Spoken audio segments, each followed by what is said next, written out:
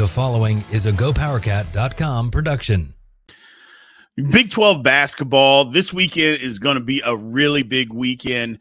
The one thing about it is that you talk about Big 12 basketball, and KU has been synonymous for being at the top of the conference. Well, it's not that way this year, and I'm not sure it's going to be at the end of the season. We'll check it out. We'll talk a lot of things KU today, KU hoops. This is the Big 12 Insiders. Welcome to the Big 12 Insiders, your Big 12 sports show, presented by Synergy Financial Partners. Now let's go to booming North Texas, home of Studio 73. Here's your host, Brien Hanley. All right, welcome back to Big 12 Insiders. This is Big B, Brien Hanley. We got Michael Swain, 24/7 Sports covering KU. Michael, how is it going today, my guy? Depends. Are you talking about to KU football fans? Or are we talking to KU basketball fans? I think depending on which side the people are wanting to talk today, you're getting a different probably range of emotions. So for me personally, It's been good. Excited for another weekend. It's kind of crazy that we're in March here and postseason play is just around the corner. Absolutely. So before we get into this, again, I just want to tell everybody, again, remember to all come and like, subscribe to the channel. We appreciate all that good stuff. Comment. It helps with the algorithm. We're growing. We're going to be moving the channel over to a different YouTube channel later on, maybe this summer. So just keep your eyes out for that. We're still growing this thing. We appreciate everybody's support. But diving into this, Michael, so kind of what I stumbled through at the very beginning there is, you know, when you think Big 12 basketball, KU, I mean, that's the first name that pops into everybody's head, and it has been for basically since the conference started. But this year, it just hasn't been as consistent as what people around the country are really used to, and people within the conference are used to. Is that kind of the sense that the KU fans and people around the program are thinking right now? Well, yeah, it's definitely different because you think about just what this program was for really 14, 15 years, where, Right. The streak, as KU fans called it, where there was pretty much dominance. There were a couple seasons where you shared the conference, but, for KU to dominate for that long of a stretch, a period like this, where you think back to when the streak ended and then seasons like, 2020, 2021, when the team kind of struggled a little bit, like there was a period there where I think it kind of came back down to earth, where I think you're seeing this KU team be a lot like what a lot of other college basketball teams are across the country, where there are seasons where you are going to win your conference, and then there are seasons where you're going to finish second or third. It's not going to be every single year you are the number one team in the conference, you are dominating the opposition. And I think this is just another one of those seasons. I think we could probably dive into what exactly those issues are, but this is just kind of one of those seasons where maybe the things haven't quite played out like probably Bill Self had hoped when the roster was built. But I think even when you go back to the summertime, like there were still some holes in this roster. And I think the portal nowadays, you probably look at things through rose-tinted glasses, right? When you put together a roster, this guy's going to fix this issue. This guy's going to fix this issue. And sometimes it doesn't work out. And that's the issue with the portal nowadays, is there really is no surefire option, right? Even someone like Hunter Dickinson, one of the most surefire options in the history of the portal, he's had his ups and downs this year. He's had some bad games, and I think overwhelmingly he's been positive. But I think for KU, it's kind of now adapting to what this new Big 12 is going to be, where, hey, KU should be in the top, 1, 2, 3 of the conference basically every year, but I'm not expecting KU to go on another, rip off another decade of winning the conference in consecutive years. Well, that's kind of my thinking, Michael, is look, it's not so much that what KU has done wrong. I think it's more of what the conference has done right, and that the conference is just so good. It's just, look, you can't win it every single year. It's just not the way that it used to be. College basketball isn't the way that it used to be. So to think that things are just going to continue down that road, look, it doesn't mean that KU can't be number one this season, can't still be successful. I mean, we're talking, or at least people are talking like KU, oh man, their season's over. I'm like, well, hold on a second now. The season's not over. This conference is really good. I'm not sure they're going to win the conference. I go, but they could win the Big 12 tournament.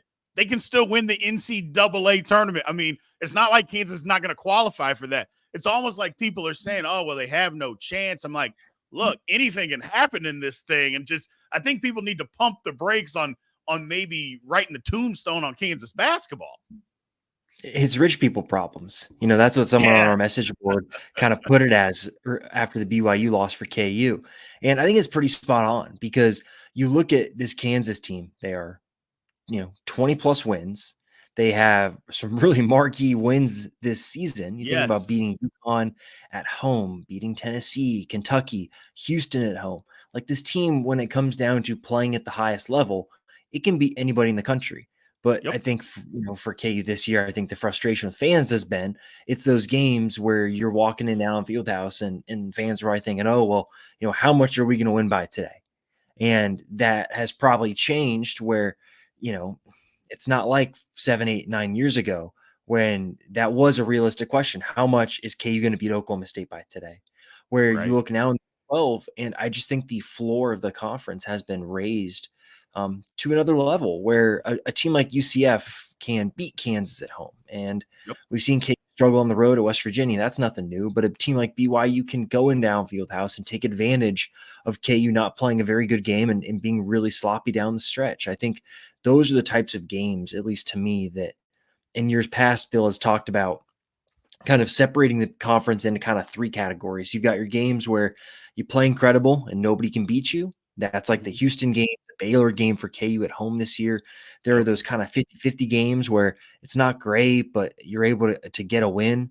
You can think about some conference games like that. And then there are games where KU is going to play really bad, and it's about winning those games. And those are the kind of the areas where I don't think KU's done as well this year. You think about Virginia, you think about BYU, UCF. Like, these are the games KU has not played its A game. But in those years that Kansas won the title, those were the games that they were able to actually find a way to win. And that's kind of what separates a team that can, go basically, 14-4, 15-3 versus a team that could go 10-8, 11-7. It's a pretty big difference. And so for KU fans, there's probably a certain comfortableness in winning those types of games. And I think the fact that those are the areas and the margins where Kansas has lost this year, that's probably just what makes it a little concerning. Gotcha. Well, another thing that I think this is a college basketball thing. It's not just a KU thing, is that, and partly it's because of what the NBA has required now. If you're 19, 20 years old and you're not in the NBA, something's wrong with you. So there's no stars running around in college basketball that are playing 4 and 5 years or 3 or 4 years anymore. So there's not the marquee type of guys out there. So college basketball, to me, I like it because the parity is so much more than what it was. Let's just call it 10 years ago.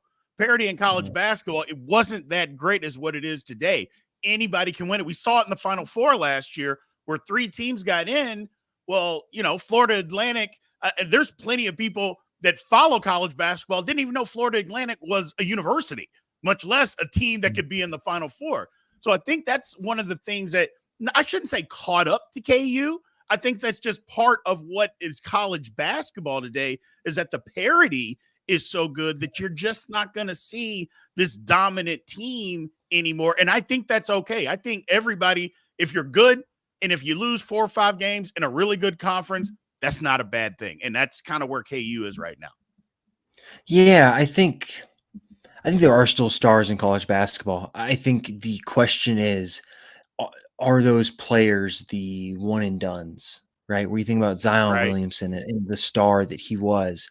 Like, you look at, and granted, this is probably also a bigger discussion for a product about high school basketball, where COVID has really impacted the product. And the kids that are coming to college right now are super raw. And I think Kansas fans have seen that with guys like Marco Jackson this year, where he was a McDonald's All-American. And 10 years ago, that meant something different than it means now. Because it just, high school basketball is so different. And so I think as a result, there is that question of, okay, well, where are the stars right now? And I'll be fascinated to see in kind of 3 years where the sport is, because the COVID years will be gone.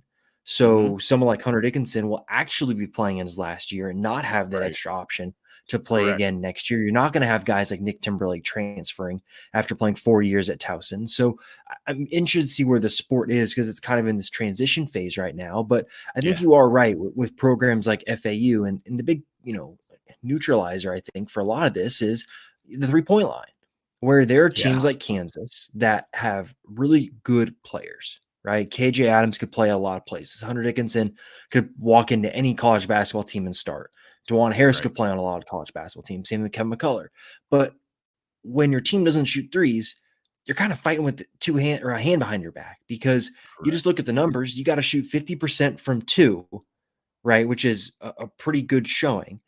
And the other Mm-hmm. team has to make just 33%, which is below the national average to even out in terms of like points per possession. And so that's why teams like FAU, you think about Miami a few years ago, some of these teams, Mm-hmm. it can be about, hey, who gets hot from three at the right time? Because as soon as they go up against a team like Purdue, who's going to try and play through Zach Edey, like you can beat a team like that if you're able to hit your threes because three is better Correct. than two.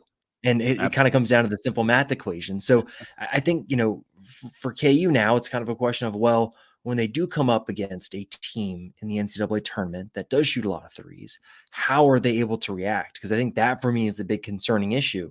Yep. KU is a good 3-point shooting team. They just don't shoot a lot of them, and for good Mm-hmm. reason. And you see a team like BYU going down Fieldhouse and make 13 threes. And they didn't even Right. go like that crazy, right? We've seen BYU make 17. Like, so for KU now, it's kind of looking ahead and you're wondering, hey, how can they deal with the 3-point issue? So kind of tying that back into FAU and some of those teams that can get hot in March.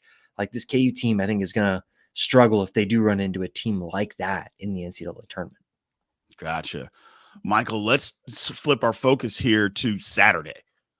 Going on Mm, the road, Baylor. Baylor is playing really well. Look, I yeah. thought even though they lost last Saturday to Houston, I watched that game from start to finish. I thought that it was one of the best college basketball games of the season.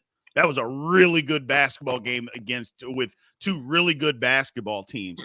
KU Yeah. going in there now. Look, they whipped them at Allen Fieldhouse, but we know going on the road has been a different story for KU this year. I still think they have a chance to win, but it's going to be difficult on Saturday. Let's just say that it's going to be difficult. Yeah, it is. I think I was looking at this the other day. Like KU has not won in Baylor since the 2019-20 team that was so Mm-hmm. incredible and that looked like it was Right. on its way to some special things. When that team went into Waco and Udoka Azubuike had an incredible game and Devon Yep. Dotson was great. Marcus Garrett was awesome. And it's kind of interesting to think about because I think KU has been pretty good in some of these scenarios where they have to go on the road and play some of the better teams in the conference, and you have to win that game. Now, this year, KU's been just an absolute roller coaster on the road, right? They went a month without a win on the road in conference play. And right now, it seems like they're going to be without Kevin McCullar, who is on his way back. I think he'll play before the end of Big 12 play concludes. But, I don't Good. anticipate him playing against Baylor, and that's going to create some issues because Baylor's offense is really, really good. And Right. for KU, I think the biggest issue they could have going into this game is the fact that Baylor is playing a little bit more zone lately. And Mm-hmm. this KU team is not necessarily one that has been super great against zone defenses this year. I can't remember what, maybe it was UCF, I want to say, threw some zone in there and it really flummoxed KU and they got all over the place. This is not a team that does well against that because it really limits what Hunter Dickinson can do. And that's so Right. much of what KU's offense is. So I think kind of how KU is able to deal with it. They do know that Baylor is going to play zone. Bill Self mentioned it during his press conference ahead of the game. So they're not going to be surprised by it, but having those players execute in the moment is going to be tough. And especially if Nick Timberlake's out there, right? He's got to have one of his better games that he has played at Kansas. And I think generally his trend arrow has been up over the last kind of 5-6 games, Okay. but again, he's just really inconsistent. And so they need Timberlake to play at his best because if he's able to do that, then you can make up for some of the scoring that Kevin McCullar brings. Right. But that defense is going to be a big loss for KU as well. So this is going to be a really tough matchup. You know, not going to say I struggle seeing KU win this, but it's just a tough matchup. And it's one of these ones where I think KU is going to need some A+ performances from guys like Hunter and DeJuan and KJ to make up for the fact that they're not going to have Kevin. They're not going to have his defense. And that traditionally role players don't play as well on the road as that they do at home. And Right. this KU team needs those role players to come in and just hold the line. And I don't know if they're going to be able to do that in what should be a interesting road atmosphere at a weirdly angled new arena. Yeah. Yeah, it is a little weird. We're going to take a quick break here, Michael. We'll come back on the other hour. I'll have one more hoops question, and then we'll dive into just a little bit of football. But we'll take a quick break from our sponsor with Synergy Financial Partners.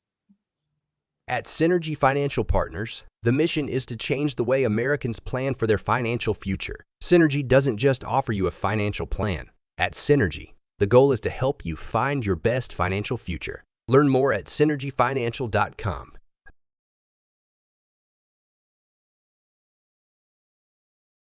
Welcome back to the show. Let's head back to the studio. All right, welcome back to Big 12 Insiders. Again, this is Brien Hanley. We're here with Michael Swain, 24/7 covering KU. You mentioned something before the break, and I just wanted to clarify for everybody because you know the rumor mill and everything. Kevin Mccullar, you're saying that he's on his way back. May not play this weekend, but definitely going to play before the end of the year because you know how that rumor mill was. Oh, he's out for the season. He's not coming back. KU they can't win without him, blah, blah, blah, all that stuff. But it's good that he is actually on his way back and maybe Monday night against K-State. Yeah, or I think it's Tuesday night against K-State, Tuesday, whatever day right. that is. Yeah, we'll have to see. This is one of those tricky things, and I feel like I've become an expert on season-ending injuries and trying to shoot down rumors of that. With Kevin, so it's a bone bruise on his knee, and Right. it's the same sort of injury that Remy Martin had in that title-winning season for KU back in 2022. And the question is not, can Kevin play or could Remy play? They could play, but how effective are they going to be? What is the pain going to be like? And what's the swelling and movement going to be like for the long term? And so that's kind of the cocktail of decisions that have to be made, and that all those factors are kind of put in where, it's kind of a question of, okay, what can Kevin's knee handle in terms of the workload, and how much is it going to hurt him if he does try and play on it, on a Saturday, and then on Tuesdays trying to play again. Like, those are some things that they have to work out. And it's going to come down to when Kevin feels like he can come back. And it sounds like, Bill Self is he chooses words very carefully. And for a week or 10 days, it was, we don't know if we're going to have Kevin come back this year. We don't know if Kevin's coming back. I don't know what he's doing. I don't know what he's thinking. That's him putting it out there like, Kevin, we're going to move on if you don't come back. And then all of a sudden in his pregame press conference, it's, hey, Kevin's doing a lot better.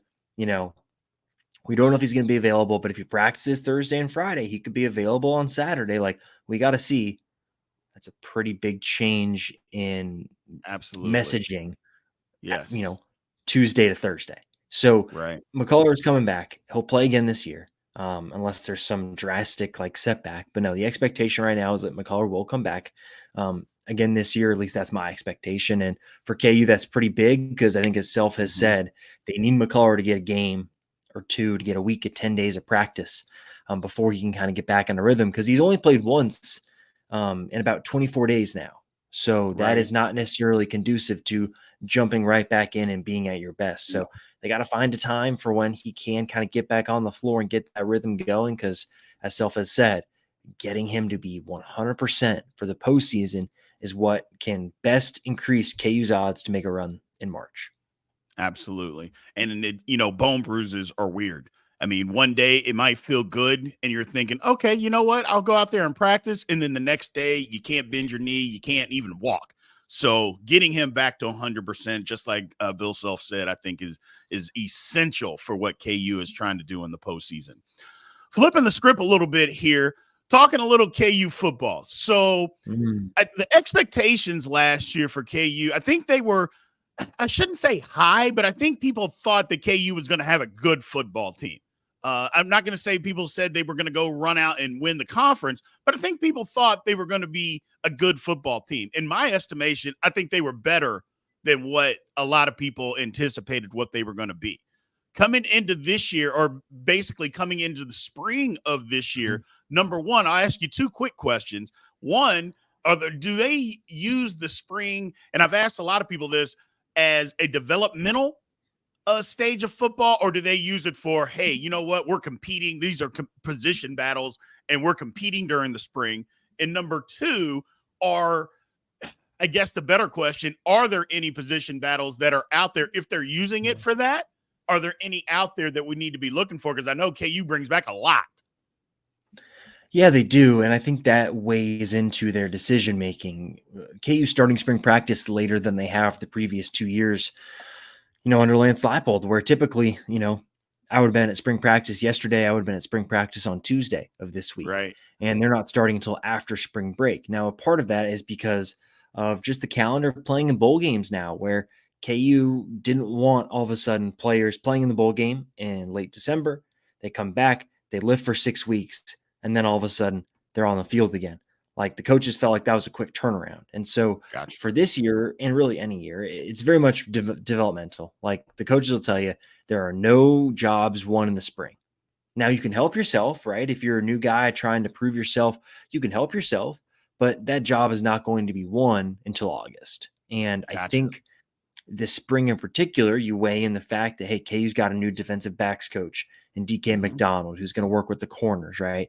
Those guys have to get comfortable with what, DK McDonald's coaching style is. There's someone like, Daryl Agpalsa, who is the new offensive line coach. Those offensive linemen have to get used to what he is doing and how he coaches and how he works.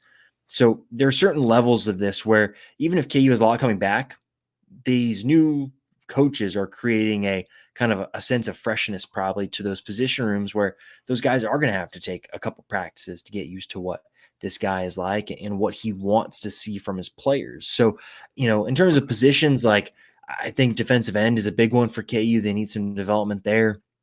Linebacker, especially, KU loses guys like Rich Miller and Craig Young, and they bring back some guys, but they need a huge step forward from that group this offseason. So I think for KU, it's going to be a really important spring developmental-wise, because you look at what they return, but that also means what they're going to lose after this next season, because it's a lot of guys using that COVID year. So it's going to create this dynamic here where in spring ball, there are a lot of guys returning, but it's going to be a huge spring for those kind of guys that are just a level under those starters. Because if those guys have good springs, all of a sudden that can change the mindset of what the coaching staff might be looking for. And if they need to go add, another wide receiver, which they will add more wide receivers anyway, but you know what I'm saying? Like, it changes the way that the coaching staff can think about a certain position group if guys start to show strides. So I think it's one of these springs that in every different level, you can find some interest in it. So I'm excited for it. It should be really interesting for KU this spring.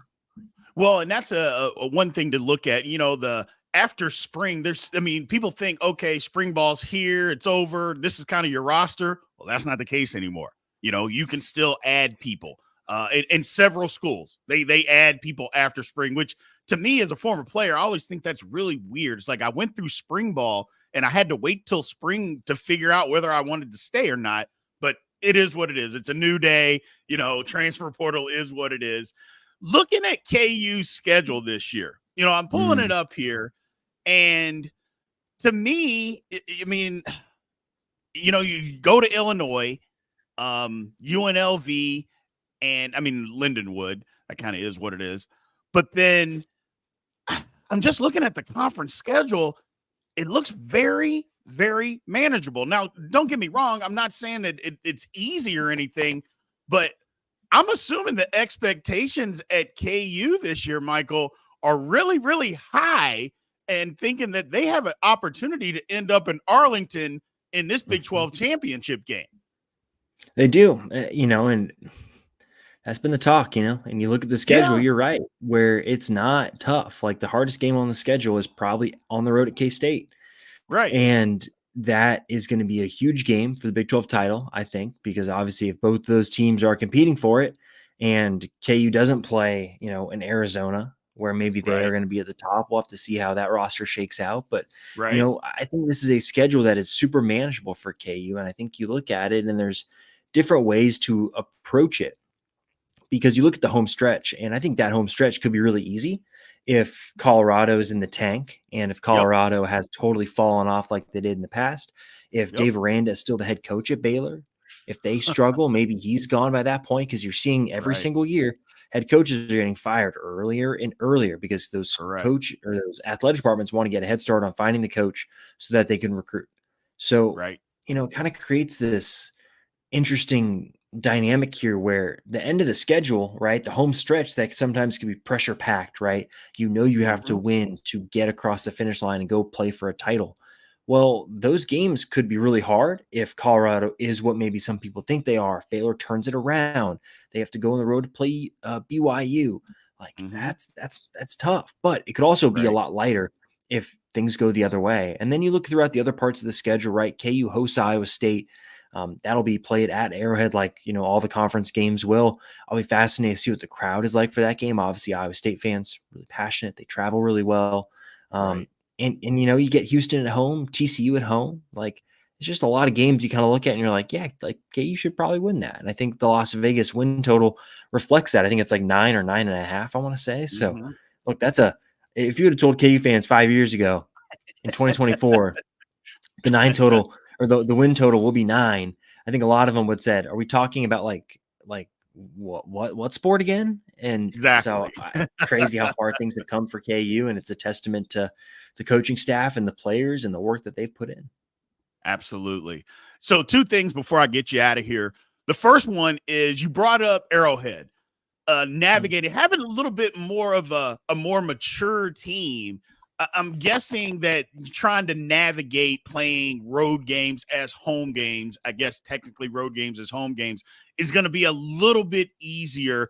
But to be able to say, to me as a college kid, if I were able to say, you know what, we're playing our home games, not just at Arrowhead Stadium, but the 2-time or the back-to-back Super Bowl champions, that's where we're playing our home games. I'm feeling really good about myself. I got to believe that's kind of going around the locker room a little bit, Michael.